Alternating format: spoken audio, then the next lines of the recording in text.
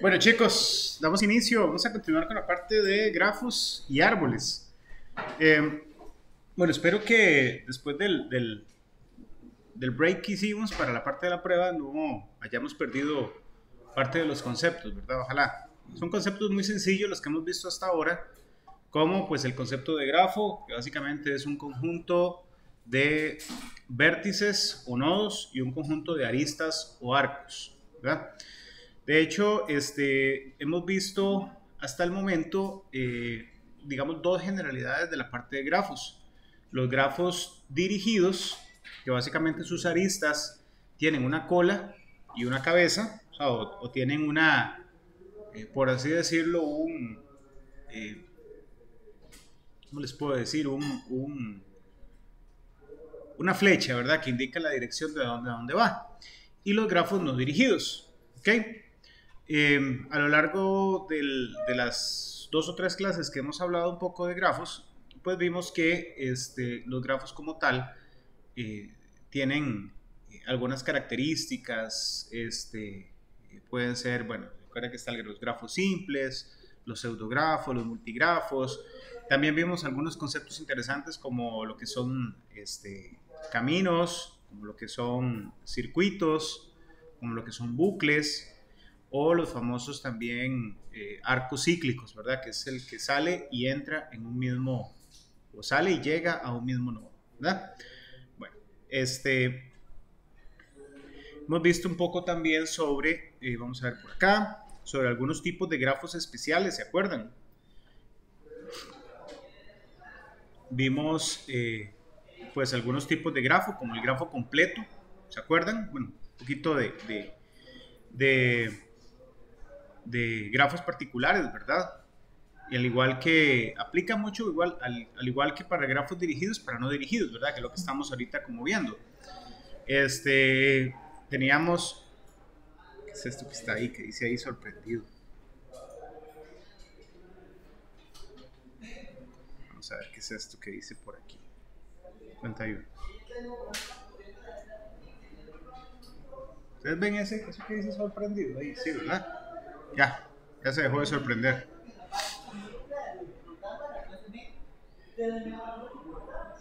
Vamos a ver. Vamos por aquí, ¿verdad? Unas partes generales de los grafos antes de continuar. Ok. Grafos particulares, ¿verdad? Teníamos el grafo nulo vacío, que no tiene pues, ni vértices ni aristas. El grafo trivial, que tiene un vértice y no tiene aristas. Los grafos regulares, que es donde todos sus vértices tienen el mismo grado. Nos acordamos del grado, ¿verdad? Por ejemplo, para un grafo dirigido, tiene dos tipos de grafos. Perdón, dos tipos de grados cada uno de los nodos. El grado externo y el grado interno. O sea, el externo es todas las aristas que salen de él y el grado interno es todas las aristas que llegan a él. ¿Ok? Y para los grafos dirigidos tenemos simplemente el grado, ¿verdad? Porque no sabemos si entra o sale o damos por un hecho de que ese grafo va en doble dirección. Bueno, perdón, que esa arista, perdón, va en doble dirección. Tenemos los grafos simples, que esos son los que no permitían bucles ni aristas, ¿verdad? Ni aristas múltiples. Los multigrafos, que permite aristas múltiples o paralelas, que son pues dos aristas que parten y terminan en el mismo nodo. El pseudografo, que permite bucles y aristas múltiples o paralelas, o sea, bucles en el sentido de estos, ¿cómo se llama? Aristas que llegan y terminan en el mismo grafo, ¿ok? Y también lo que son caminos que salen y terminan en el mismo nodo. Y un árbol que básicamente es un grafo conexo sin ciclos, ¿verdad? Y empezamos a ver algunos tipos de grafos, como por ejemplo el grafo completo, donde cada par de vértices está conectado por una arista, y vimos algunos ejemplos, ¿verdad? Con los grafos completos les hablábamos de un grafo KN, donde n es el número de vértices, ¿verdad? Y el número de aristas está dado por n menos 1 entre 2. Y así vemos algunos ejemplos. Con una arista, ¿verdad? Con un vértice con K1, un grafo completo K1, no tiene aristas, un grafo completo A2 tiene una arista y así para todos los demás. ¿Ok? También habíamos hablado del grafo ciclo, ¿verdad? O simplemente ciclo, y se denomina con Cn, donde n va a ser el número de vértices. Va a ser un grafo que se asemeja a un polígono con n vértices. Y este básicamente consiste en un camino cerrado en que no se repite ningún vértice a excepción del primero y el último. Entonces, por ejemplo, teníamos este, ¿verdad? Este es como un 1, 2, 3, 3 y 3, 6, un hexágono, ¿verdad? El grafo rueda, que se denomina o se identifica con la letra W o simplemente rueda, pues básicamente es un grafo simple que se obtiene desde un grafo ciclo, un grafo, un grafo ciclo, agregando un nuevo vértice y uniendo mediante aristas este nuevo vértice con cada uno de los vértices del grafo ciclo. Entonces por aquí teníamos algunos ejemplos de este grafo, ¿verdad? Tenemos aquí el grafo ciclo, como ven, y si metemos una arista y lo unimos con los demás, nos da esa sensación como de rueda o como de aro de bicicleta, digamos, por decirlo así. Ok, también teníamos el grafo hipercubo, ¿verdad? Que también lo denotamos con la letra Q. Es un grafo regular con 2 a la n vértices que corresponden a los subconjuntos de un conjunto de n elementos. Y cada vértice Q sub n va a ser incidente a exactamente n aristas, ¿verdad? Viéndolo de manera gráfica, ¿ok? Vamos a tener un vértice unido con dos vértices unidos con una arista, en este caso cuatro vértices unidos con las 4 aristas, y aquí vamos a tener 4 por este lado, 4 por el otro, perdón, y este está unido por 12 aristas, ¿verdad? 8 vértices, 12 aristas, y así con cada uno, ¿verdad? Por eso se llama hipercubo, que va dando esa sensación como de 3D, ¿ok? También teníamos el grafo bipartito, ¿verdad? Que creo que también habíamos comentado un poco sobre él, que básicamente es un grafo simple con una cantidad de nodos y aristas en los cuales sus nodos o vértices los podemos dividir en dos conjuntos, ¿verdad? De manera que, bueno, dos conjuntos disjuntos, ¿verdad? No se repiten elementos, de manera que las aristas de un conjunto solo pueden conectarse o solo pueden conectar vértices de otro, bueno, vértices de un conjunto solo pueden estar conectados por aristas con vértices de otro conjunto, básicamente, ¿ok? Y aquí hablábamos de una función biyectiva que me permite llegar de un elemento o de un nodo en uno de los dos subconjuntos a otro y viceversa, ¿ok? Este es un ejemplo de grafo bipartito, ¿verdad? También habíamos hablado un poco acá de los grafos bipartitos completos, que básicamente es aquel grafo en el que todos los vértices de la partición 1 de vértices o nodos están conectados con todos los vértices de la partición 2 de nodos o vértices, ¿verdad?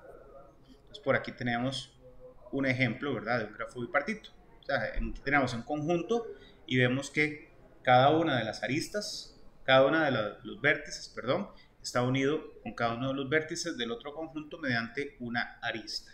¿Ok? Los grafos, complementarios, ¿verdad? O grafo primo o G', o grafo primo, básicamente es un grafo que está constituido o está comprendido o lo forman los vértices, ¿verdad? Adyacentes a G, pero que no son, bueno, adyacentes a G', pero que no son adyacentes al otro grafo. O sea, básicamente, si tenemos un grafo G, su grafo complementario va a ser todas las aristas que le hacen falta a ese grafo para hacer un grafo completo. Entonces aquí tenemos este ejemplo que tenemos por acá, ¿verdad? En este caso, por ejemplo, el nodo 1 no está conectado con el nodo 4, ni el nodo 3 con el nodo 2. Entonces, su grafo complementario sería un grafo con la misma cantidad con los mismos vértices o nodos, en el cual las aristas que le hacen falta a para ser completo son las que forman el grafo complementario. ¿Ok? Veníamos por acá. Habíamos hablado de grafos isomorfos. Creo que por ahí habíamos seguido un poco, ¿verdad? Que básicamente el isomorfismo entre dos grafos simples, G y G' va a ser una biyección de f, una función biyectiva entre los conjuntos de sus vértices, ¿verdad? Tal que esa función me permite ir de un grafo al otro, ¿verdad? O más bien de un conjunto de vértices al otro, ¿ok? Y esa función básicamente la podemos llamar como relación o función de adyacencia, básicamente.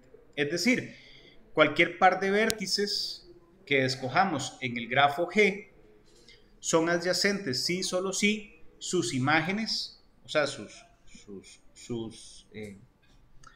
por así decirlo, sus equivalentes nodos en el conjunto de nodos de G' son adyacentes también entre sí.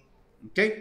Entonces habíamos visto algunas propiedades de estos grafos isomorfos que básicamente podemos decir que dos grafos como tales son isomorfos si tienen el mismo número de vértices y aristas.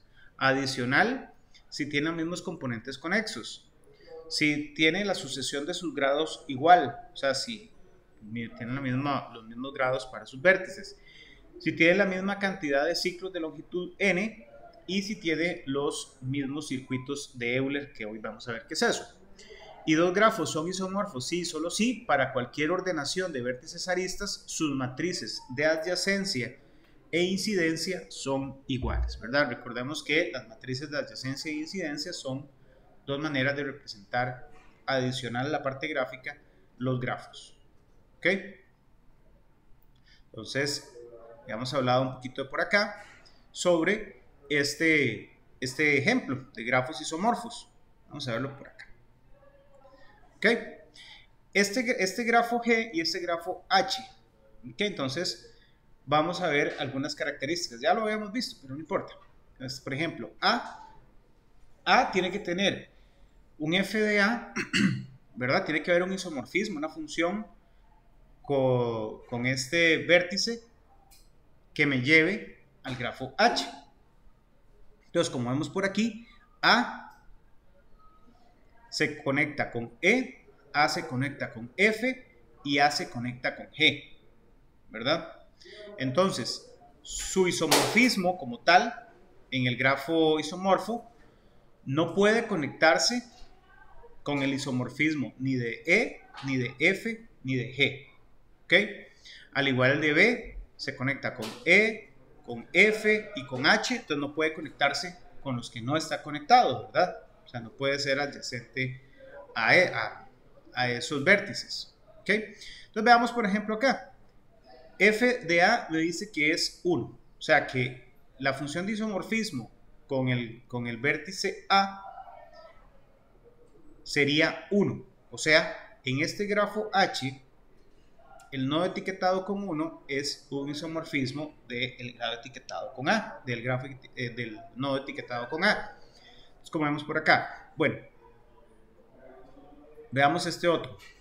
F de B va a ser igual a 6, o el isomorfismo de B va a ser el nodo 6. Este es el nodo 6. Veamos estos dos. A se conecta con B.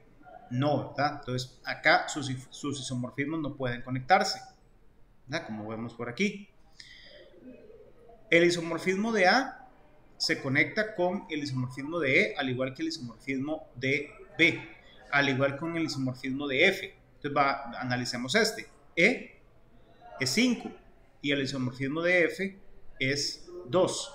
Entonces, tanto este isomorfismo, que decimos que es el 1, con el isomorfismo de B, que era 6, tienen que conectarse con 2, en este caso, ¿verdad? Porque era el isomorfismo de F, y tiene que conectarse con el isomorfismo de E, que es 5. Tiene que conectarse con el isomorfismo de 5. Entonces, ven, 1 se conecta con 5, 6 se conecta con 5, 1 se conecta con 2, 6 se conecta con 2. ¿Ok? Y así para cada uno. Analicemos A, B, C, D. Ninguno de estos se puede conectar O sea, ninguno de esos isomorfismos se puede conectar.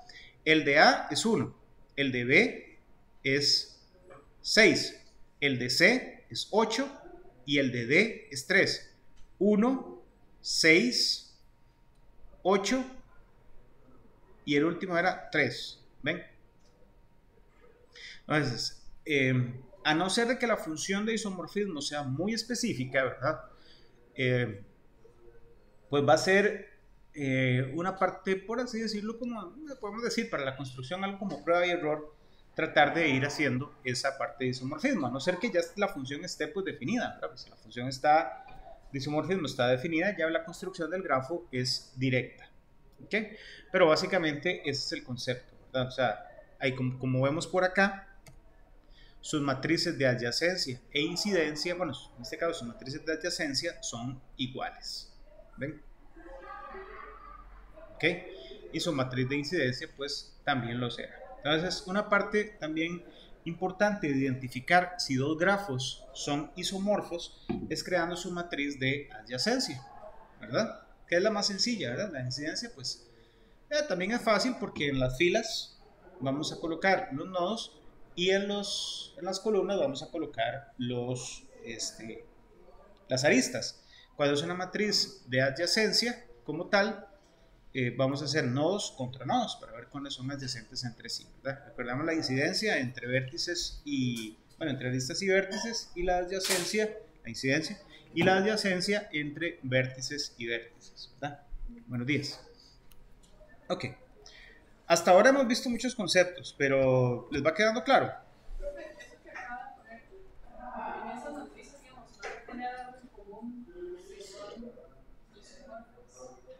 Sí, las matrices van a ser iguales. O sea, las matrices de adyacencia e incidencia van a ser idénticas, ¿verdad? O sea, si usted coloca por acá y etiqueta, bueno, esta es la matriz de adyacencia del grafo etiquetado o sus nodos etiquetados con A, B, C, D, E, F, G, H. Entonces, como vemos por acá, nodos con nodos. Y esta va a ser la matriz de adyacencia de el grafo etiquetado con 1 a 7 y de 1 a 7, o sea, la de esta y la de esta respectivamente. Vale, cambia el orden para que sea igual. Bueno, lo hago por convención, ¿verdad? O sea, por lo general lo hacemos ahí por convención. ¿Ok?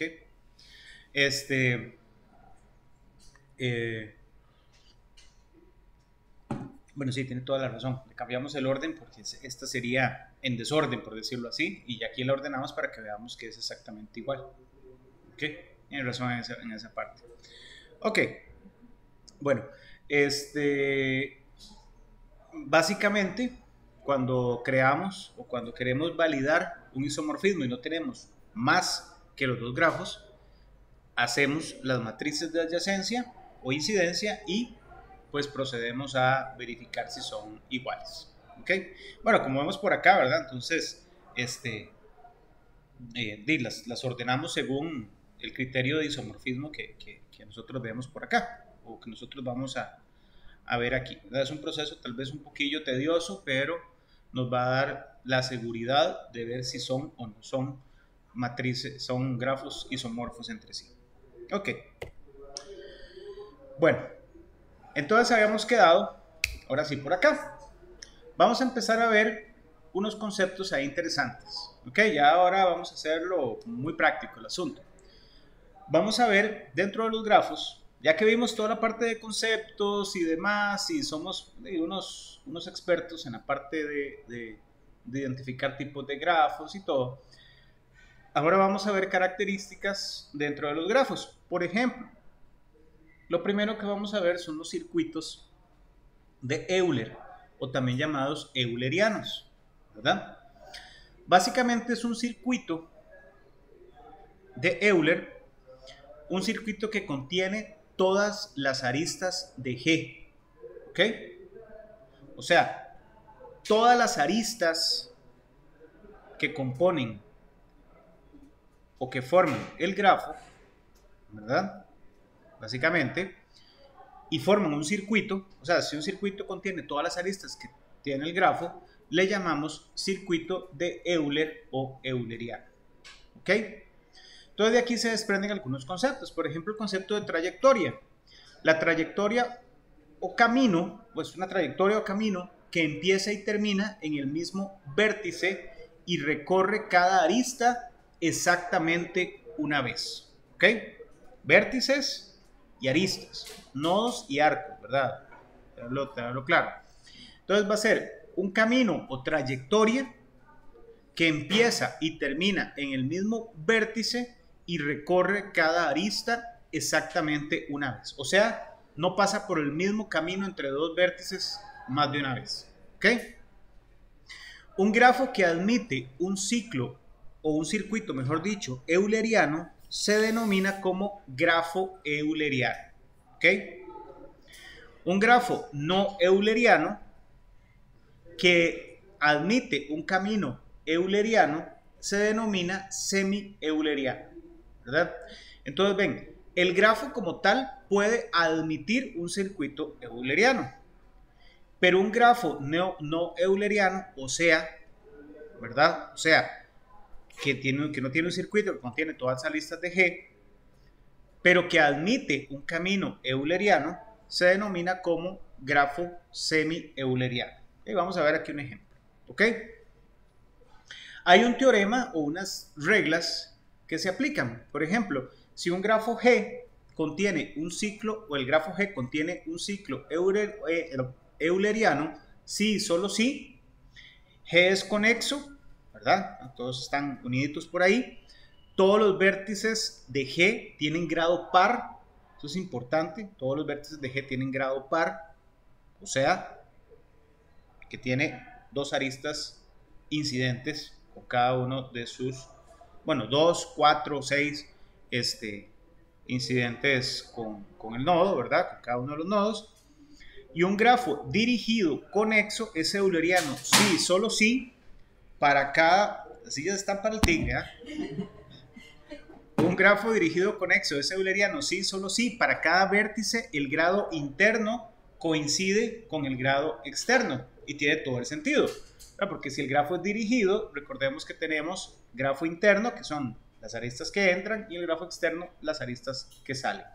Entonces, de ese caso, por ejemplo, si el grado interno es 1 y el grado externo es 1, significa que hay dos aristas que lo están tocando, ya sea una para entrar y una para salir. Entonces, la suma de esos dos grados, el interno y el externo, va a ser par también. ¿Ok? 2, 4, etc. Ok. Entonces, sabemos, bueno, hasta ahorita que es un camino, ¿verdad? O un circuito euleriano. Ahora tenemos el concepto de la trayectoria, bueno, la trayectoria o el camino de euleriana en un grafo. Es un camino simple y abierto que recorre todas las aristas del grafo una sola vez. ¿Ok?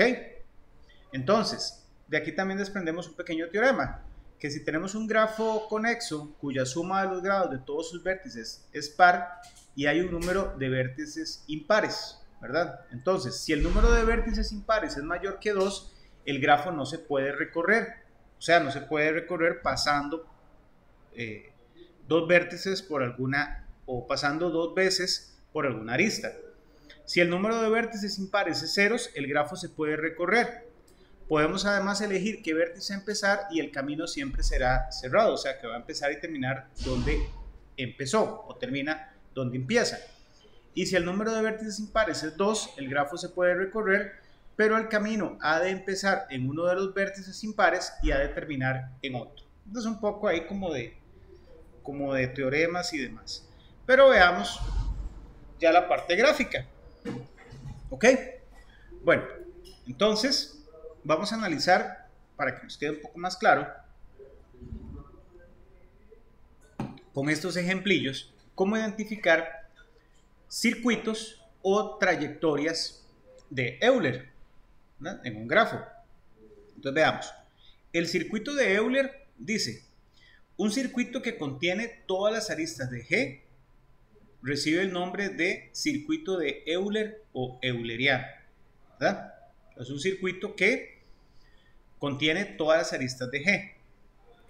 La trayectoria va a ser, o un camino euleriano en un grafo, es un camino simple y abierto que recorre todas las aristas del grafo una vez. ¿Ok? Entonces vamos a irnos con esto.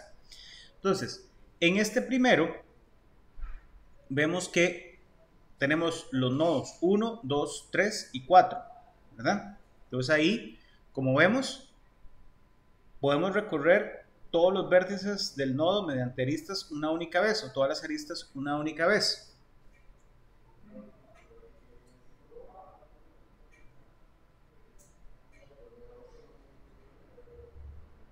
¿Ves? En este caso hay un nodo por fuera, el 4. ¿Ok? Aquí podríamos decir, bueno, ¿y esto qué? Pero si nos, bueno, ¿esta parte qué? Pero si nos vamos por aquí, dice, un grafo G contiene un circuito euleriano, sí, solo si G es conexo. Ese no era conexo, ¿verdad? O sea, el 4 estaba solito, sin tocarse, ¿verdad? Entonces, de una vez decimos que ahí no hay un circuito euleriano. ¿Habrá una trayectoria euleriana? Dice que hay una trayectoria euleriana en un grafo si hay un camino simple y abierto que recorre todas las aristas del grafo una vez. ¿Ok? Diremos, bueno, ahí sí se ve que hay uno. Pero bueno, dice, un grafo conexo, sea G un grafo conexo, cuya suma de todos los grados de sus vértices es par y hay un número par de vértices impares. ¿Ok? Entonces, por acá podríamos decir, bueno, esto es un poquillo enredado. Después vas a decir, profe, pero este parece un camino, una trayectoria euleriana. Pero por definición no la podemos, ¿cómo se llama? Considerar. Veamos el B. En el B tenemos 1 y 2, ¿verdad? Hay un circuito euleriano como tal, ¿no? Porque el grado es 1, o sea, no es par. Pero si hay una trayectoria que recorre todas las aristas, ¿verdad? Como vemos por acá, del grafo una única vez. En este otro, okay, este tiene grado par y grado par. Empieza aquí y termina aquí. Entonces tendremos una trayectoria, bueno, un camino euleriano, un circuito euleriano. Pues sí, porque podemos hacer un circuito que recorre todos los vértices, todas las aristas, ¿verdad? Recorriendo todos los vértices, pasando por una arista una única vez. Y también tenemos una trayectoria euleriana. En este caso, pues sí, ¿verdad? Aquí sí. ¿Por qué? Porque es un grafo conexo y aquí le quitamos este que no estaba haciendo nada ahí y ahí tenemos un circuito y una trayectoria euleriana. En el E, veamos por aquí, no es un circuito euleriano, pero hay trayectoria euleriana, ¿verdad? Primero, si lo queremos ver gráficamente, ¿verdad? Entonces decíamos, bueno, me voy por aquí, me voy por aquí, me voy por aquí, me voy por aquí y me voy por aquí. Pero para volver a llegar al 1 o donde empecé, tengo que volver a pasar por la misma arista, ¿verdad? O, en este caso, como vemos, este nodo tiene grado impar y este nodo tiene grado impar. O sea, no hay camino o no hay circuito euleriano, pero sí hay trayectorias eulerianas. Por ejemplo, este y este. Claro, no llegué al mismo punto, pero hay una trayectoria. Estoy pasando por un camino que toca todas las aristas del grafo una única vez. Entonces salgo, si quieres salir del 1 al 2, al 3, al 4, al 1 y del 1 al 3, ¿verdad? No importa que toque el mismo vértice, en este caso, ¿verdad? Lo que ocupamos es las aristas, o sea que no recorre el mismo camino. ¿Ok? Entonces, como vemos, no es un circuito euleriano, pero tiene una trayectoria euleriana. ¿Ok? En este caso, veamos por acá. Dice, si es un circuito euleriano y hay trayectoria euleriana. Vamos a ver. Por ejemplo, si salimos del 1, tenemos 1, 2, 3, 4, 2, 5, 1. ¿Ven? Llegué al mismo vértice del que salí, tocando las aristas una única vez. ¿Ok? Entonces es muy sencillo. Si logran hacer, o sea, si logran salir del mismo nodo y llegar al mismo nodo tocando todos los vértices una única vez, entonces ahí van a tener un circuito euleriano. Si logran identificar un camino en el cual pueden recorrer o pueden tocar todas las aristas una única vez, entonces, aunque el grafo como tal no sea un circuito euleriano, pueden identificar una trayectoria euleriana. ¿Ok? Y dejamos un poquillo de lado tras eso. Digamos lo que habíamos visto. Y hay cuestiones ahí que nos pueden ayudar. Por ejemplo, para identificar si es un circuito euleriano, tiene que ser conexo, ¿verdad? Y adicional, o sea, todos sus nodos tienen que estar conectados. Y adicional, los grados o el grado de los nodos debe ser par. Entonces, con solo uno que vea que es impar, ya ahí no es circuito euleriano. ¿Okay? Ahí pueden analizar si hay una trayectoria euleriana, pero no hay circuito euleriano como tal. ¿Ok? Entonces, como vemos por acá, este tiene grado par, este tiene grado 4 que es par y par. ¿Ok? Y como vemos por acá, salimos aquí, salimos por acá, llegamos aquí, subimos y listo. Y bueno, si tiene un circuito euleriano, haciendo el mismo recorrido, encontramos una trayectoria euleriana. ¿Ok? ¿Sí les queda claro? Sí, señor.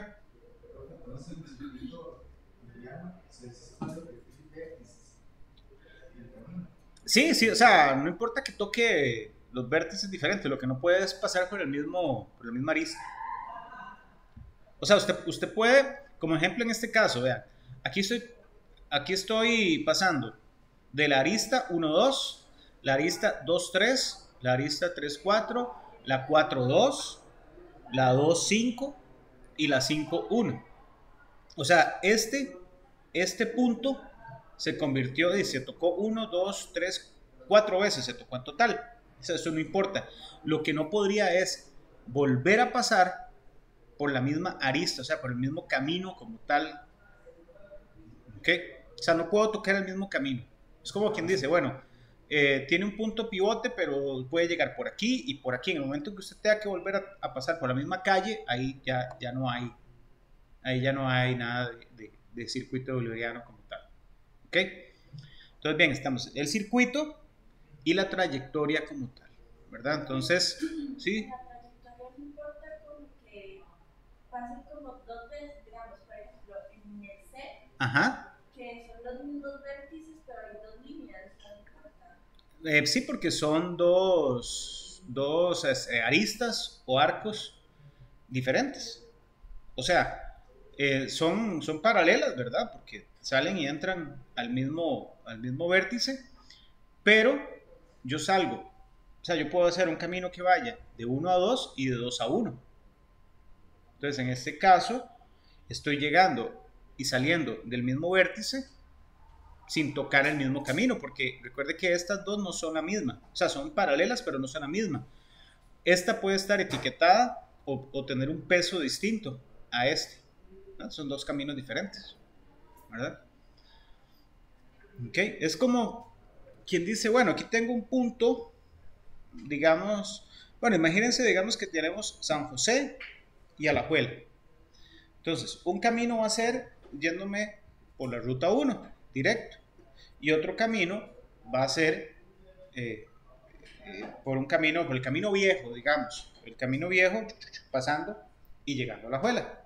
Entonces, yo puedo decir que esas dos aristas son paralelas. ¿Por qué? Porque me permiten llegar a Alajuela. Claro, una puede ser más rápida o más económica, ya sea en distancia o en tiempo, que la otra, pero ambas llegan. Entonces usted puede llegar, digamos, del aeropuerto a la Sabana, yéndose por esa ruta, o devolverse pasando por la Valencia, pues desde la Valencia pasa a Heredia, San Joaquín, de por ahí barrio San José y todo, bueno, barrio San José no, barrio no me acuerdo qué, y llega a Alajuela. Entonces usted fue y se devolvió. O sea, son dos caminos que básicamente tocan los mismos nodos, pero usted no está tocando para ir y regresarse, usted no está tocando el mismo camino.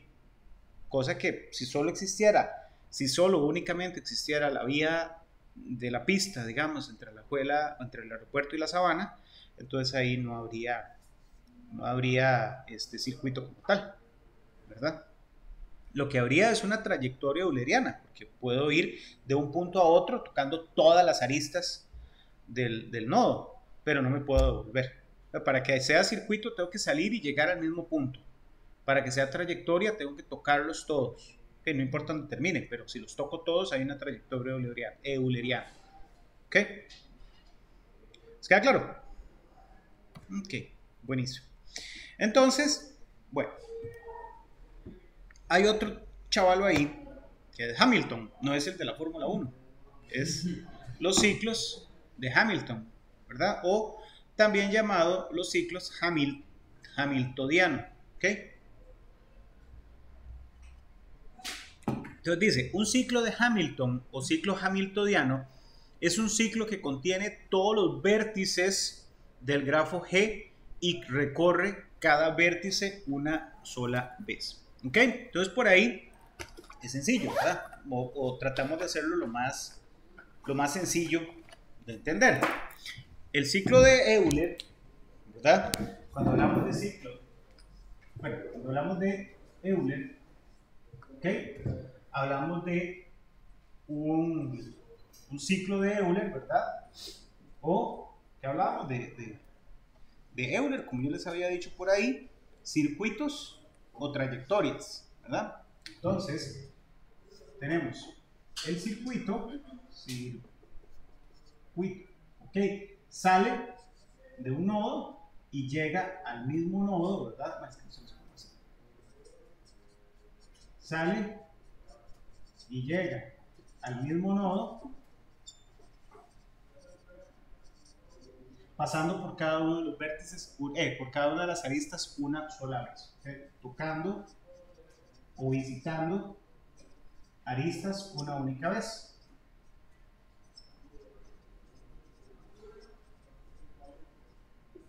¿Ok? Tenemos la trayectoria, ¿verdad? En este caso, la trayectoria de Euler, que básicamente me permite recorre todos los nodos, todas las aristas, perdón.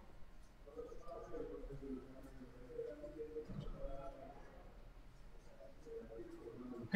Recorre todas las aristas. Aquí en este caso no importa si logramos identificar una trayectoria de Euler, no precisamente tiene que arrancar y terminar o salir y finalizar en el mismo nodo.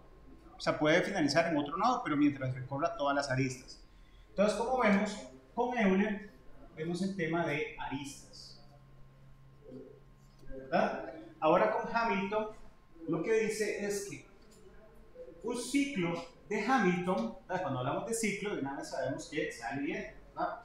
Bueno, toca todos los nodos. Entonces, un ciclo de Hamilton o hamiltoniano es un ciclo que contiene todos los vértices del grafo y recorre cada vértice una única vez. ¿Okay? Aquí sí nos va a importar el punto, o sea, aquí sí nos importa el grafo, el nodo como tal. Entonces tenemos que es una trayectoria o camino que empieza y termina en el mismo vértice y pasa por cada vértice exactamente una vez. Un grafo que admite un ciclo hamiltoniano se llama grafo hamiltoniano. O sea, no es que bueno, los grafos se pueden identificar como, bueno, este grafo es hamiltoniano y euleriano, y este grafo es conexo y tal cosa. O sea, pueden compartir diferentes características, ¿verdad? No son características que los van ¿cómo se llama? Discriminantes entre sí, ¿verdad? O sea, puede ser hamiltoniano, puede ser euleriano, etc. Un grafo no hamiltoniano que admite un camino de Hamilton se denomina semi-hamiltoniano. ¿Ok? Y básicamente también tenemos, al igual que con los grafos de Euler, tenemos algunas características. Un grafo contiene un ciclo hamiltoniano si y solo si G es conexo, ¿verdad? Con n vértices y m aristas, donde cada vértice tiene un grado mayor o igual al número de vértices entre 2, ¿verdad? Y m, ¿qué es m? M es número de aristas, y el número de aristas va a ser mayor o igual que un medio por el número de nodos o de, ¿cómo se llama?, de vértices al cuadrado menos 3 veces n más x. ¿Ok? Es una manera de identificar si un grafo es o no, contiene o no un ciclo hamiltoniano. ¿Ok? ¿Para qué me sirve eso? Bueno, cuando son chiquitos, ¿verdad? Cuando son grafos chiquitos, uno dice, aquí lo veo bien. Pero imagínense un grafo simulando, no sé, algún modelo donde tengamos, no sé, 500, 1000, 2000 nodos y un montón de aristas. Entonces, a simple vista, saber si es un grafo que admite un ciclo hamiltoniano, o sea, no lo vamos a poder hacer muy fácil, no, ¿verdad? O sea, van a llevarse su buen tiempo si es que se logra. ¿Ok? Entonces, básicamente va a ser hamiltoniano si es conexo, ¿ok? Y cada vértice tiene un grado mayor o igual que el número de nodos o el número de vértices entre 2. Y el número de aristas es mayor o igual a un medio por n cuadrado menos 3n más 6, donde n es el número de nodos. ¿Ok?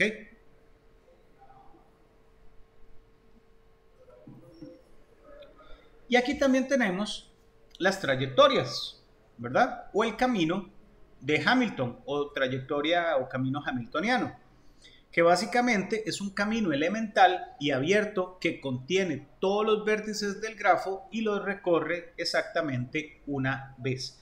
Aquí no importa si se cierra el camino, porque no es un ciclo, es una trayectoria como tal, ¿verdad? Si encontramos un camino que recorre todos los vértices del grafo una única vez, aunque empiece en un grafo y empiece un nodo y termine en otro, entonces ahí vamos a ver que es un camino hamiltoniano, ¿no? Entonces, veamos por acá estos ejemplillos. Entonces, vamos con el primero. En el primero, vemos ahí, dice, bueno, habrá un ciclo hamiltoniano, o sea, podemos identificar un camino que salga, por ejemplo, digamos de 1 y recorra todos los nodos exactamente una vez. Pues si nos vamos por acá, decimos 1, 4, 3, 2 y 1. Sí, ¿verdad? Tenemos este que lo recorre exactamente una vez, ¿verdad?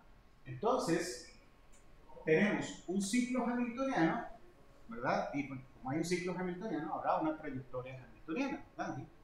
¿Verdad? Veamos este otro, el B. ¿Sí está claro? No importa la del medio. No importa, porque aquí, bueno, ahí no sería euleriano, ¿verdad? Pero sí es hamiltoniano. Porque Euler me ve aristas, me contempla aristas, mientras que Hamilton lo que me va a tratar de contemplar es tocar todos los vértices, todos los nodos. ¿Ok? Son, digamos, las diferencias que veamos. Por ejemplo, veamos dice, bueno, paso de 1 a 5, de 5 a 2, de 2 a 4, de 4 a 3, y puedo volver a llegar al 1 tocando sin volver a pasar por un nodo que ya visité. No. Entonces, aquí no hay un circuito de Hamilton, pero sí hay una trayectoria, ¿verdad? Porque si hay un camino elemental y abierto, ¿verdad? que me permite tocar todos los nodos, aunque no finalice en el mismo nodo donde empecé. Entonces, tiene un circuito de Hamilton, no tiene un circuito de Hamilton, pero sí tiene una trayectoria de Hamilton, ¿verdad? Por eso dice, la trayectoria es abierta, o sea, es un camino abierto, no es un camino cerrado, o sea, no se cierra el camino llegando al mismo nodo del que partí. ¿Verdad? ¿Está claro? Bueno, veamos este. En este dice, bueno, salgo de 1, 2, 3, 4 y 1. Venga, sí, ¿verdad? Si hay un camino de Hamilton, bueno, o sea, si hay un circuito de Hamilton y hay una trayectoria de Hamilton, sí, ¿verdad? 1, 4, 3, 2, 1, 2, 3, 4, 1. Estoy tocando todos los vértices y aristas, perdón, las aristas no me importan, todos los vértices una única vez y estoy llegando al mismo punto. Es muy fácil. Y vamos a hacer, en este caso, vamos a ver, salimos del 1, 2, 3, 4, bueno, 1, 2, 3, 5, 4, opa. Entonces, no puedo llegar al 1 sin volver a haber pasado por el 2, ¿verdad? Entonces, aquí no hay un circuito de Hamilton, pero sí hay una trayectoria de Hamilton, porque hay un camino abierto que toca todos los nodos. 1, 2, 3, 5 y 4. Y aquí terminé, ¿verdad? Esta sería mi trayectoria de Hamilton. ¿Ok? Habrá un camino, veamos ahora con Euler. Veamos en este. Este será un camino de Euler, un grafo que permite un camino de Euler. Salgo de 1, 2, 3, 2 y 1. ¿Había o no había? ¿Qué dicen ustedes? Recuerda que Euler dice, sale y llega al mismo nodo tocando todas las aristas una única vez. Por ejemplo, sale del 1. 1, 4, 3, 2 y este me quedó ahí a lo loco, ¿no? Entonces, no. Pero si hay una trayectoria de Euler. ¿Por qué? Yo puedo hacer esto. Este y este. O sea, tener un camino elemental y abierto, pero no llega al mismo, en el cual toco todas las aristas. Este, pues ya hemos visto que sí hay trayectoria y camino de Euler, ¿verdad? Sale de aquí, y llega al mismo, ¿verdad? En este caso habrá Euler. Bueno, este, me pasa lo mismo, ¿verdad? Y de hecho aquí, vamos a ver, si yo salgo del 1 al 2, aquí,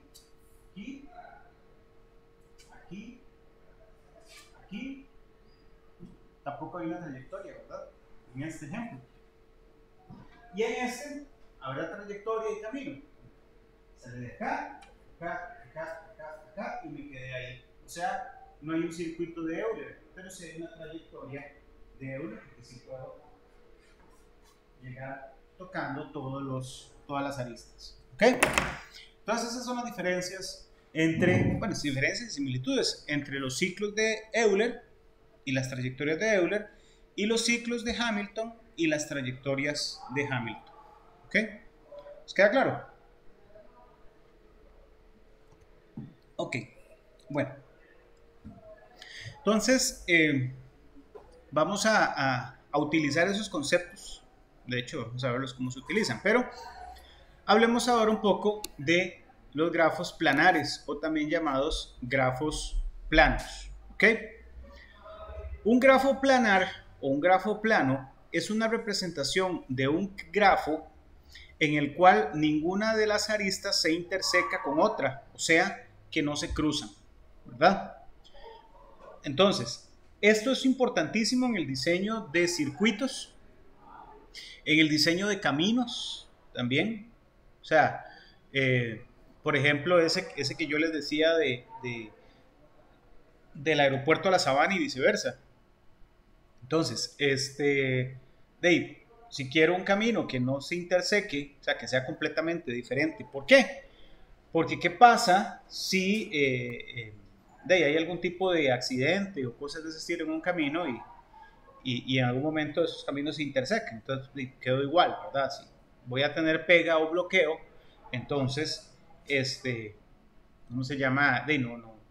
No logré nada teniendo dos caminos o dos opciones llegando a o uniendo dos puntos, ¿verdad? Porque era, profe, y un puente, bueno, un puente, pues ahí ya no se intersecan, lógicamente, porque uno está pasando encima del otro. Ahí sería algo como una intersección de un alto, ¿verdad? O sea, dos caminos que hagan esto. Algo como este, ¿verdad? Esta es la ciudad A, esta es la ciudad B. O sea, un camino que venga por acá, otro camino que venga, qué sé yo, que venga por aquí y pase por aquí, y aquí lo que hay es una intersección. Entonces, si esto está bloqueado por X o Y motivo, cuando llegue aquí a la intersección, aquí va a haber una pega de 11.000 diablos, ¿verdad? Entonces, la idea es que no existan esas pegas. Entonces, para eso, o sea, esas son parte de las aplicaciones de un grafo planar. ¿Ok? Otra parte importante también es en el diseño de circuitos.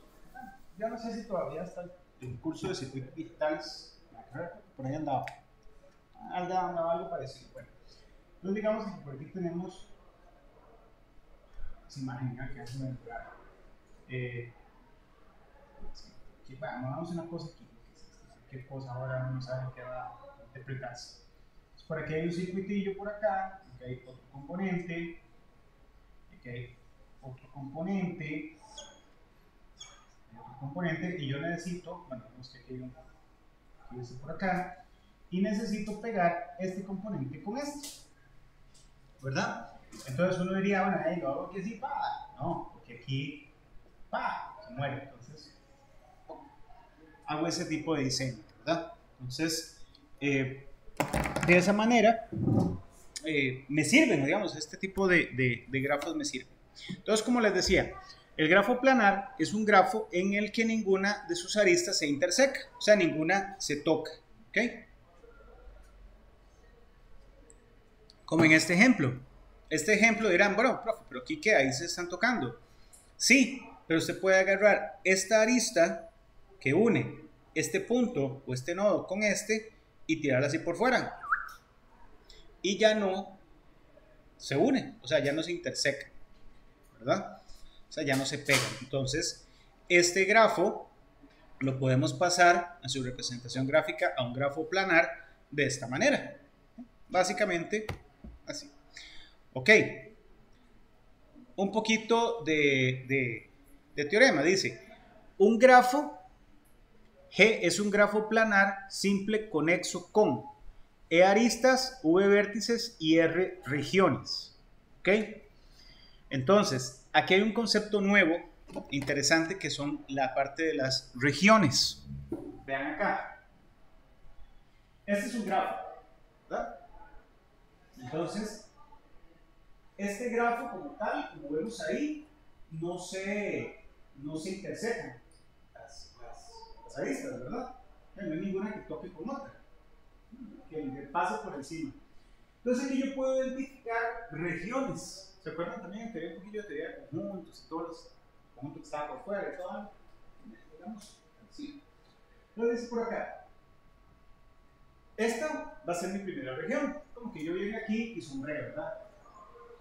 Región 1, esta va a ser mi región 2, esta es mi región 3, mi región 5, 4 y 5. Y la que queda por fuera va a ser mi región 6, ¿verdad? Entonces dice, bueno, G es un grafo planar simple conexo. Conexo, todos sus nodos están conectados por una arista, por lo menos. Entonces tiene E aristas, V vértices y R regiones.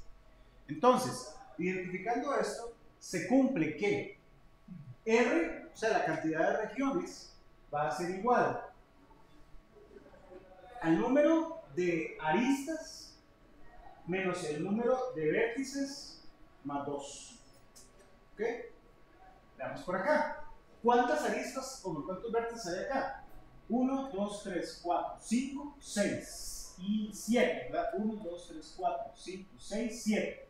¿Ok? 7 vértices. ¿Cuántas aristas hay ahí? Vamos a contar. Dice 1, 2, 3, 4, 5, 6, 7, 8, 9, 10, 11. No conté mal. Vamos a ver de nuevo. 1, 2, 3, 4, 5, 6, 7, 8, 9, 10, 11. ¿Verdad? Entonces dice, ¿cuántas regiones tengo por acá? Dice, 11 menos 7,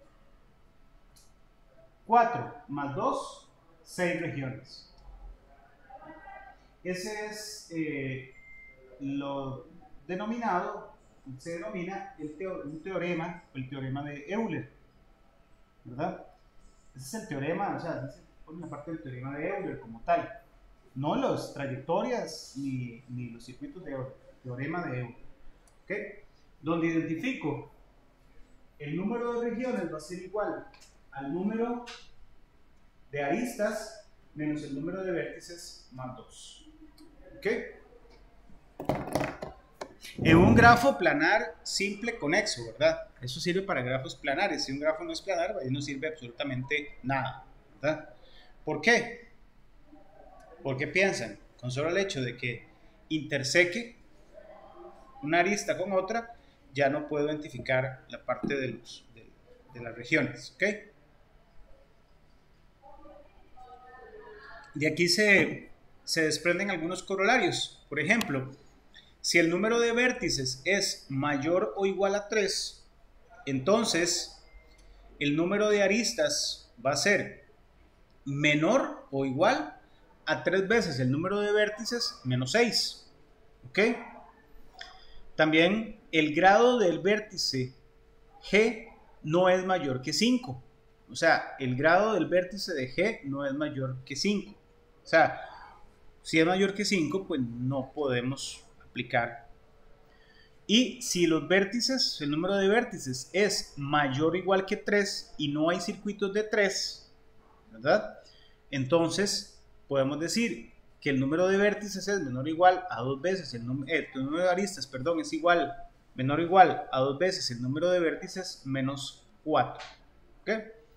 Algunos corolarios, pues, la verdad es que es bueno que los tengamos por ahí, pero tampoco es cuestión de digamos, uy, esos corolarios, no, ya se lo sabemos ahí y eventualmente podemos consultar, pero básicamente lo que más me interesa aquí es saber identificarlo, saber el tipo o saber el número de regiones que puedo obtener a través o desde o a partir de un grafo conexo planar, un grafo, planar simple conexo, sí, correcto, ¿okay? Que básicamente va a ser el número de aristas menos el número de vértices más 2, ¿ok? Número de regiones que puedo tener. Ok. Claro hasta ahora que era un grafo planar, ¿verdad? Y muchísimo aquí teoría sobre grafos. Como ven, no es solo en la ciencia computing que utilizamos grafos, sino que realmente se utiliza, como les había puesto al principio, se utiliza en muchísimas áreas, no solo de la ingeniería, de la administración, medicina, ciencias en general, etc. ¿Ok? Entonces, por ahí es que es importante y se desprenden tantos conceptos como tal. Los grafos duales, ¿ok? Otro concepto importante, interesante. Un grafo dual que se representa como G asterisco o G con asterisco, se puede construir a partir de un grafo plano de la siguiente manera. Entonces dice, introducimos un vértice en el grafo, un vértice al grafo dual por cada región que logremos identificar en el grafo G. ¿Ok? Y vamos a dibujar tantas aristas entre los vértices, ¿verdad? Como aristas que comparten las regiones de R1, R2 dentro del grafo. ¿Ok? Pongan atención acá. Entonces, un grafo dual dice, podemos construir un grafo dual a partir de un grafo G. Lo que vamos a hacer por acá es identificar cuántas regiones hay aquí, ¿verdad? Por ejemplo, este grafo tiene 1, 2, 3 regiones, ¿verdad? Si nos vamos a la fórmula, también sería 1, 2, 3, 5, ¿verdad? Estamos de esa manera, 1, 2, 3, 4, 1, 2, 3, 4, 5, 6, ¿verdad? 6 menos 5 más 2 sería 3, ¿verdad? Entonces, 3 regiones, 1, 2 y 3. Entonces vamos a dibujar o vamos a pintar un nodo dentro de cada región, como lo hicimos aquí. Un nodo dentro de cada una de las regiones, ¿verdad? Para hacer el grafo dual. Y dice, dibujar tantas aristas entre los vértices de este grafo como aristas que comparten las regiones en el grafo original, ¿verdad? Entonces, por ejemplo, bueno, vamos a ver aquí.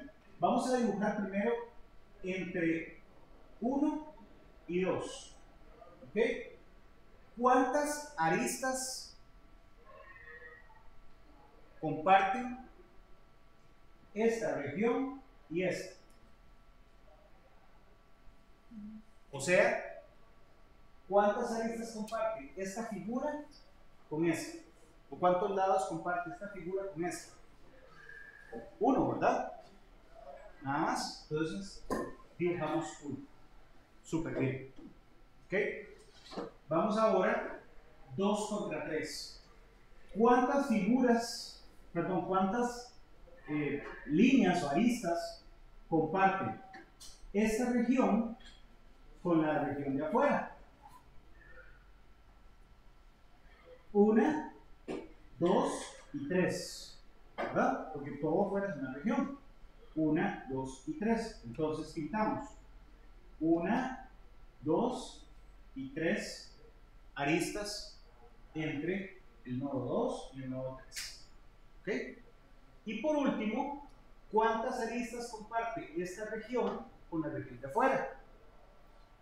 Comparte 1 y 2. Nada más.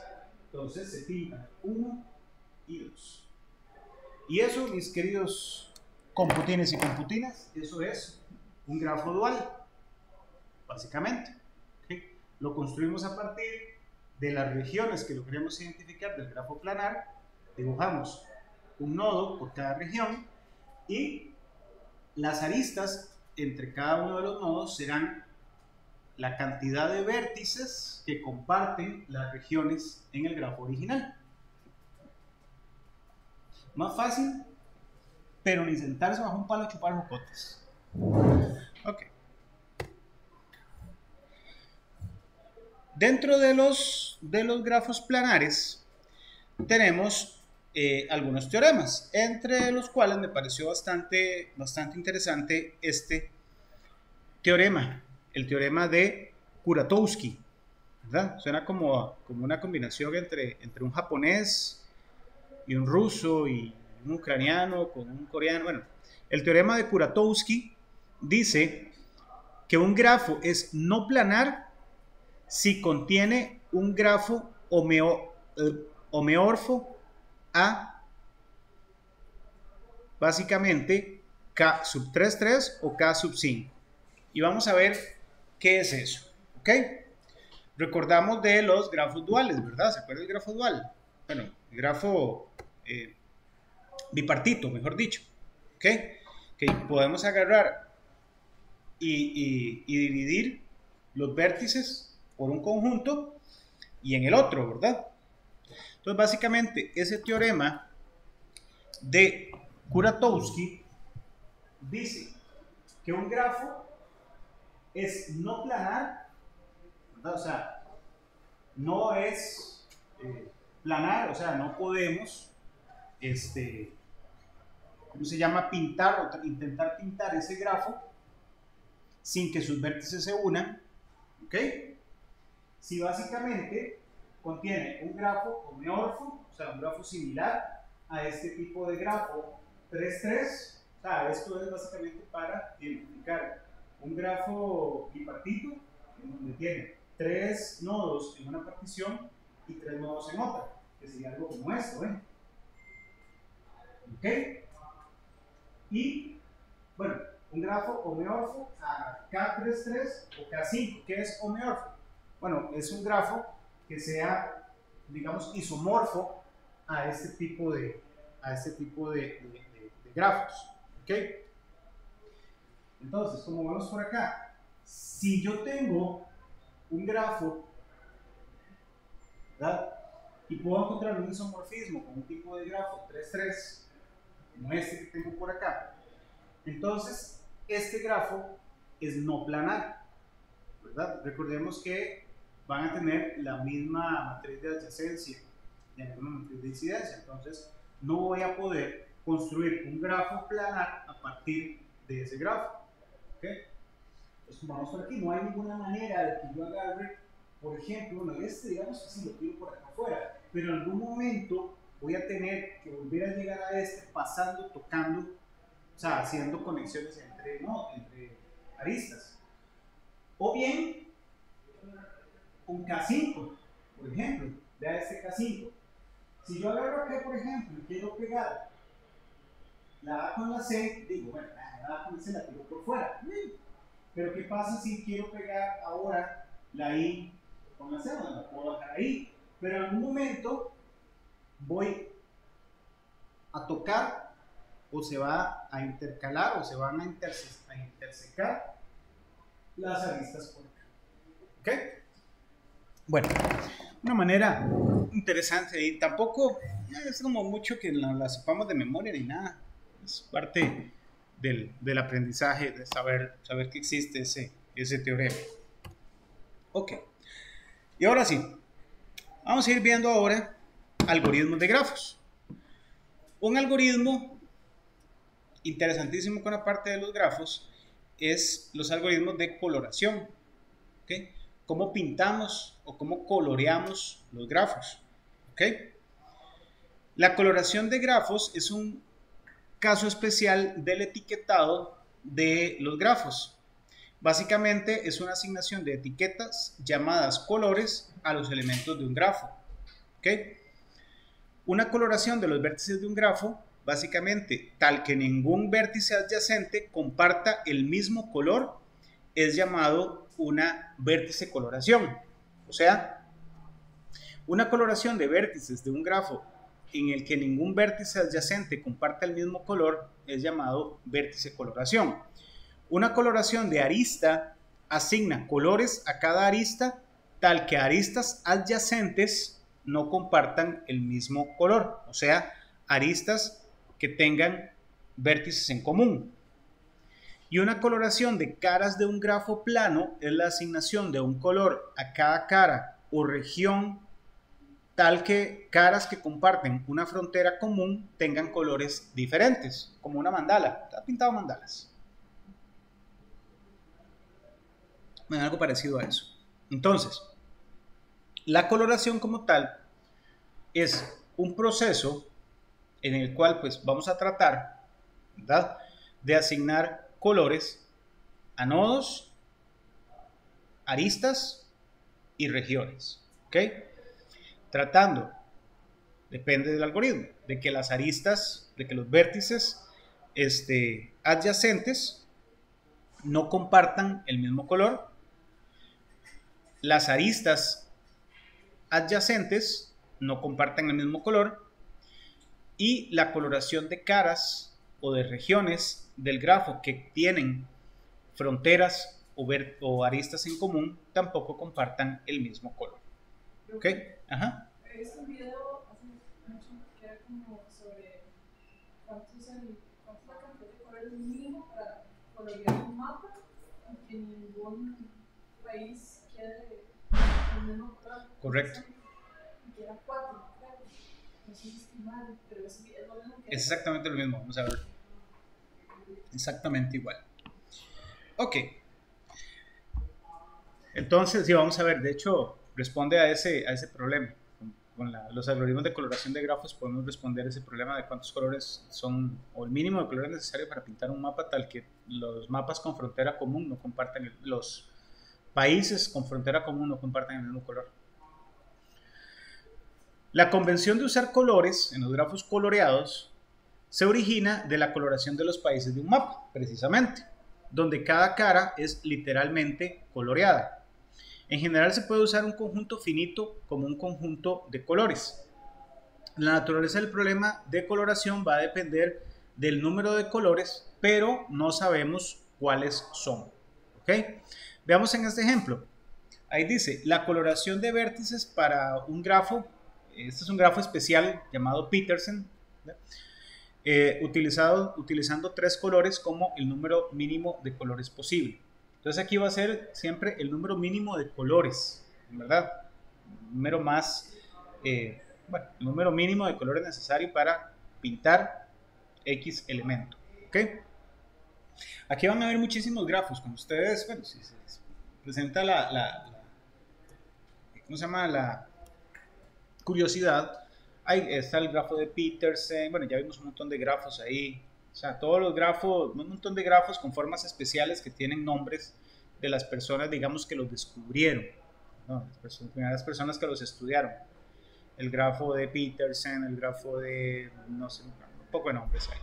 Todos son grafos en algún tipo de grafo especial, pero les llaman así por la forma que puede tener. ¿Ok? Entonces, bueno, dentro de las coloraciones tenemos la llamada vértice coloración, o también llamada únicamente como coloración, que es la asignación de los vértices de un grafo con colores, o la asignación de colores a los vértices de un grafo, tal que 2 vértices que comparten la misma arista tengan colores distintos. ¿Ok? Un grafo con bucles no puede ser coloreado y solo vamos a considerar grafos simples. O sea, un grafo que tenga una arista, esas que son de bucle, no podemos colorear. ¿Okay? No la vamos a poder colorear. ¿Okay? La coloración que usa a lo sumo K colores se va a llamar una K coloración, ¿okay? O una coloración propia. El menor número de colores necesarios para colorear un grafo se denomina número cromático, ¿okay? Y se denota con esta letrita, que es como una X, bueno, es una letra del alfabeto griego, llamémosle X de G, que va a ser básicamente el número cromático, que va a ser el número menor o el menor número de colores necesario para colorear los vértices de un grafo. Un grafo que puede ser asignada, a un grafo que se le puede hacer asignada una K coloración se llama K coloreable y es K cromático si su número cromático es exactamente K. ¿Ok? Vamos por acá.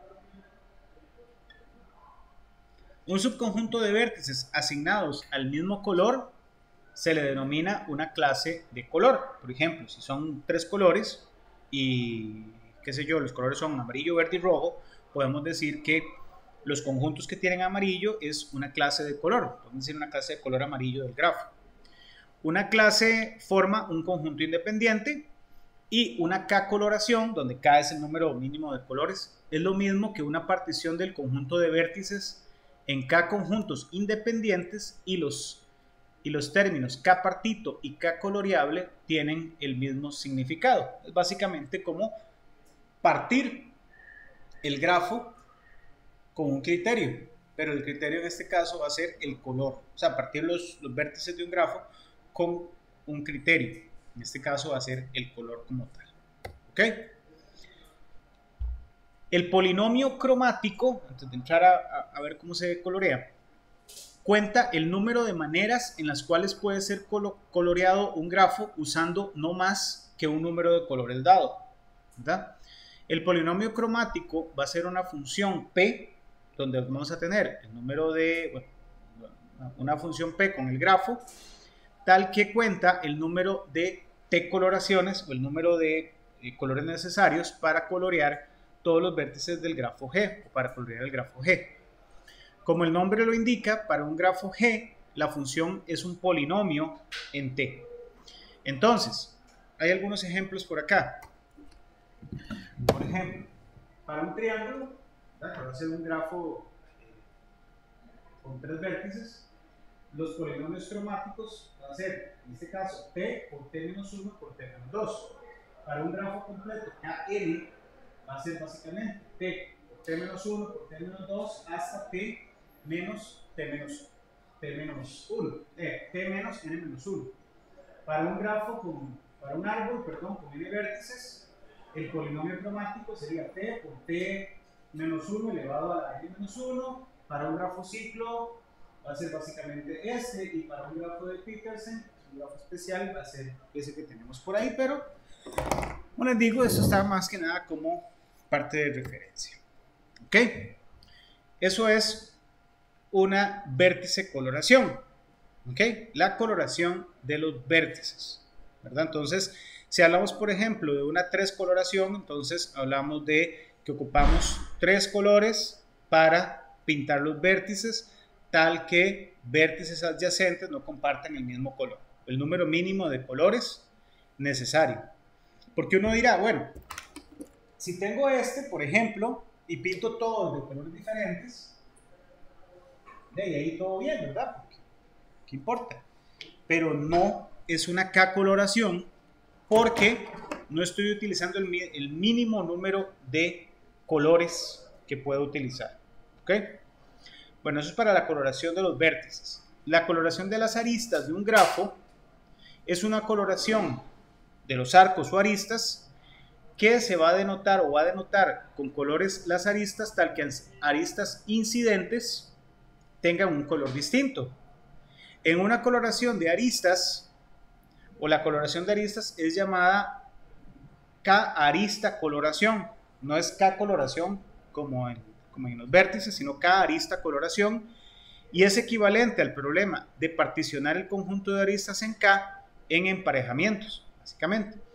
El menor número de colores necesarios para una arista coloración de un grafo es el índice cromático o el número cromático de aristas. También se llama índice o número cromático de aristas. ¿Ok? Hay un concepto por acá también que se llama la coloración de Tate, que es una 3 arista coloración de un grafo cúbico. Un grafo, pues, que habíamos visto ahí, que parece un cubo. Y hay un teorema llamado de los 4 colores que equivale a que cada grafo cúbico admite una coloración de Tate. Pero bueno, a eso no le hagamos mucho caso. ¿Ok? Hay un teorema aquí con la parte de las coloraciones llamado el teorema de los 4 colores, que fue desarrollado por 2 personas acá, por Apel y Haken, y que dice que basta con 4 colores para colorear un mapa tal que de tal modo todos los países vecinos tengan colores distintos, que es exactamente lo que había dicho la compañera. Ese es el número mínimo de colores necesarios en el mapa o para colorear un mapa tal que países vecinos no compartan el mismo color. Y ese es 4. Y ese es el teorema llamado de los 4 colores. Y fue desarrollado por estas personas, Apel y Haken. ¿Ok? Ok. Bueno, vamos a ver por acá un segundo para ir viendo por acá. Antes de subirnos ahí un toquecito. Ahí viendo la parte de... Vamos a ver, dijo un ciego, déjenme un segundo por acá para mostrarles un poquito de...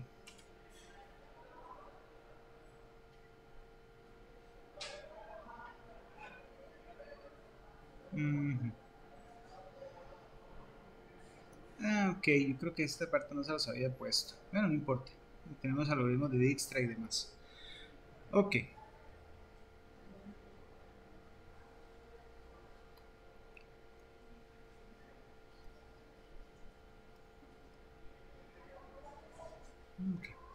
Bueno, veamos por acá un pequeño... vamos a ver, veamos aquí un ejemplo. Digamos que en este. Veamos este, ¿verdad? Bueno, este grafo, tratemos de ver, digamos que mejor este grafo, no, mejor veamos este que está por acá, por ejemplo. Este que tenemos ahí. ¿Ay? Ese grafo que tenemos ahí, ¿ok? En ese grafo que tenemos ahí, este tema lo vimos, estaba un poco, pero es importante. Tenemos el grafo, tenemos el nodo 1, ¿ok? ¿Cuáles son? Bueno, vamos a ponernos por aquí. El 1, ¿cuáles eran? El 2, el 3, el 4 y el 5, ¿verdad? Ok, entonces, vamos a ir viendo. ¿Cuáles son adyacentes al nodo 1? O sea, que tienen una arista que los une. 3, 2 y 4, ¿verdad? Entonces, este sería adyacente con 1, ¿verdad? Este sería 2, ¿verdad? 3, 2 y 4, ¿verdad? Ok. Entonces quiere decir que ninguno de estos puede tener el mismo color, ¿verdad? Ok. Los adyacentes a 4, los adyacentes a 2 serían el 1. Entonces, vamos con los adyacentes a 2. Adyacentes a 2 sería el 1. ¿Cuál es cuál otro? El 5, ¿verdad? Eso quiere decir que ni el 2 ni el 5 pueden tener el mismo color. En este nos va a quedar todo un poco de colores diferentes. Vamos con el 3. El 3. ¿El 3 con quién es? ¿Con quién es? Con 1, con 4. 3 es con 4. Ya tenía con 1, ¿verdad? ¿Y con quién más? Y ya. Vamos con el 4. El 4 tenía con 1, tenía con 5, ¿verdad? Y tenía con 3. Que aquí está ya, ¿verdad? 4 con 3. Y por último, el 5. El 5 tenía con 4. Perdón, el 5 tenía con 4, que aquí está. Y el 5 tenía con 2. El 5 tenía con 2, que ahí está. Y el 5 tenía con solo estos. ¿Ok? Y ahora sí, bueno, vamos a ver cómo pintamos esta cosa. Ok, el 2 y el 1 no pueden compartir color. Ya sabemos que no pueden compartir color. El 3 con el 1 no pueden compartir color. El 1 con el 3. Bueno, el 1 con el 3 tampoco pueden compartir color, ni con el 4, ¿verdad? Entonces, de aquí, ¿cuántos colores voy a ocupar? Por lo menos 1, 2, 3 y 4. ¿Ok? El 5 no puede compartir con 2, pero sí puede compartir. No puede compartir con 2 ni con 4. Podría compartir color con 3 y podría compartir color con 1. ¿Verdad? El 2 puede compartir color con 4, con 3. Pero si uno se pone a ver las combinaciones que tenemos, al final este me va a decir, bueno, este no puede compartir con este, ni con este, ni con este. O sea, voy a ocupar por lo menos 1, 2, 3, 4 colores. Y como este se puede compartir con este, entonces este puede quedar pintado igual que este, ¿verdad? Este le puede quedar pintado igual que este. Y este puede quedar pintado igual que este, porque no puede quedar pintado con el mismo color de este. Entonces, aquí tendríamos únicamente 4 colores. Bueno, tendríamos 4 colores para poder pintar todo el grafo, que serían, bueno, todos los nodos, que serían este, color distinto, y este igual al de este. Y pare de contar. ¿Ok? Igual, con las regiones, ¿cuántos colores necesitaría para pintar las regiones? 3. Esta, ya me fue. Básicamente, ese es la parte del concepto. Hay varios algoritmos que se utilizan para lograr una acá coloración, ¿no? Pero hay parte interesante. Tal vez les voy a mostrar algunos ahí, pero lo habíamos un poco eliminado con esto para darle un poquito más de peso a la parte de árboles, que es lo que más nos atañe en la parte del grupo y lo que más nos interesa o lo más van ustedes a utilizar más adelante. ¿Ok? Bueno, antes de terminar, en este par de minutos que nos quedan, vamos a ver árboles. ¿Okay? La meta es ir tratando de terminar el tema, bueno, ver los algoritmos entre esta semana y la otra y terminar. Ok. Ya habíamos visto un poco la parte de árboles, ¿verdad? Recuerden que la parte de árboles no permite ciclos, ¿verdad? No permite ir y llegar a un mismo nodo, ¿verdad? O sea, no hay ciclos, no hay circuitos ni nada por el estilo. Entonces, para los árboles hay una terminología. El árbol es un tipo de grafo en particular. Hay una terminología interesante, donde tenemos los conceptos, por ejemplo, de padre. El Padre, el Hijo y el Espíritu Santo. Entonces, por ahí son los conceptos importantes. Entonces, tenemos el Padre, por ejemplo, A es papá de B, de F y de G. ¿Okay? En este caso. A es papá de B, de F y de G. Hijos. Por ejemplo, los hijos son los que tienen un padre en común. B, F, bueno, realmente no es que tienen padre en común. Los hijos, básicamente, B es hijo de A, F es hijo de A y G es hijo de A. Los hermanos sí tienen un padre en común, ¿verdad? Serían B, F y G, por ejemplo, estos son todos hijos de A. C es hijo de B y no tiene hermanos. D y E son hermanos, ambos son hijos de C. Y, bueno, H y J, ambos o los tres son hijos de H y son hermanos. K no tiene hermanos, es hijo único. Y L, M son hijos de J y ambos son hermanos, ¿verdad? Ancestro, el concepto de ancestro, bueno, B es un ancestro de D y de E, al igual que de C, es un ancestro de ellos, pues del padre. A es ancestro de todos.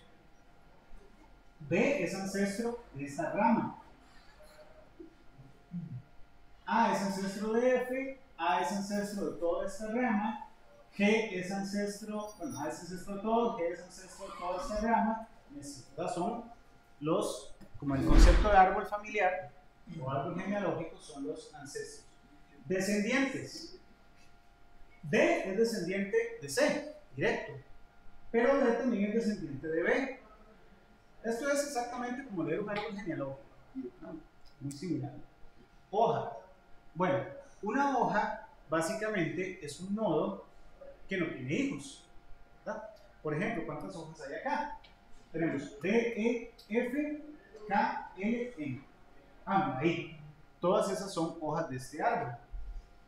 Interno y subarco. Bueno, interno, por ejemplo, C, H, G, J, todos esos son nodos internos de un árbol, ¿verdad? Tienen padre e hijos. Y los subárboles son grupos que pueda formar. Por ejemplo, este es un subárbol, este es un subárbol, este otro es un subárbol y este otro también es un subárbol. Pues por ahí son algunas de las terminologías más importantes que vemos en la parte de árboles. Árboles como tal, entonces, va a ser un grafo simple, conexo y acíclico, como les dije, o sea, no comprende ciclos, en el que todo par de vértices están unidos por un único camino, ¿verdad? O sea, si nos vamos por aquí, este y este están unidos únicamente por este camino. ¿Qué sé yo? ¿Cómo llego de B a M? Entonces, paso por A, por G, por J y por M. Solo hay un camino para llegar a cualquier par de vértices en un árbol. ¿Ok? Un bosque es un grafo acíclico, es decir, es una unión disjunta de árboles. ¿Ok? Una hoja en un grafo es un vértice de grado 1. O sea, por ejemplo, estos, ¿ven? Estos son, por ejemplo, este sería de grado 2. Con que tenga un grado mayor que 1, quiere decir que tiene hijos, ¿no? Entonces, en este caso, los que tienen grado 1 son hojas. ¿Ok? El nivel de un nodo de un árbol, o también llamado altura, es el nivel de su padre más 1. Por definición, la raíz tiene un nivel 0. Pues, por ejemplo, por acá. Este sería la raíz de su padre, el plural de su padre, más 1. Sería 0 más 1, 1, nivel 1. Ese sería la raíz de su padre más 1. El nivel de este, el nivel de su padre más 1, sería 1 más 1, 2. Ese sería nivel 3, porque 2 más 1, 3. Ese es el nivel de un árbol. ¿Ok? Y un árbol generador de un grafo G es un subgrafo generador tal que G es un árbol. Ya vamos a ver, también vamos a ver el concepto de árbol generadores como tal. ¿Ok?